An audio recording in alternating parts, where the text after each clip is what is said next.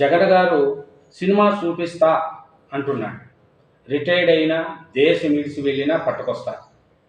మీ జోలికి వచ్చిన వారందరినీ పేర్లు రాసుకోండి. అధికారంలోకి వచ్చాక వారి సంగతి చూస్తా. మరోసారి బెదిరింపులకు దిగుతున్నాడు మన జగన్మోహన్ రెడ్డి గారు. జగన్మోహన్ రెడ్డి గారు ఏం చెప్తున్నారంటే, రిటైర్డ్ అయిపోయి దేశాలు ఖండాంతరాలు దాటినా వాళ్ళని పట్టకస్తా.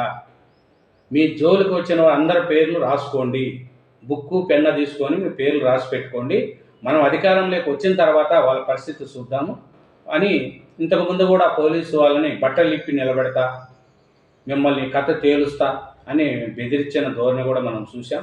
జగన్మోహన్ రెడ్డి గారు ఆయన ఉద్దేశం ఏమో తెలియదు కానీ ఒక సీఎంగా ఉండి కూడా ప్రతిసారి అధికారులను బెదిరిస్తూ మీ కథ చూస్తా, మీ అంతు చూస్తా అని అట్లా చూసే జగన్మోహన్ రెడ్డి గారు ఐఏఎస్ ఐపీఎస్లు మొత్తం జైలు జీవితం గడుపుతున్నారు. ఇప్పుడు ధనంజయ రెడ్డి, కృష్ణమోహన్ రెడ్డి, పిఎస్ఆర్ ఆంజనేయులు, సునీల్ కుమార్, అంతకుముందు ఆయన చాలామంది జైలు జీవితం గడుపుతున్నారు. మరి వాళ్ళ ఐఏఎస్లు ఐపీఎస్లు చదువుకొని జగన్మోహన్ రెడ్డి హయాంలో ఎంతమంది జైలుకి వెళ్లాల్సి వచ్చిందో చూడండి.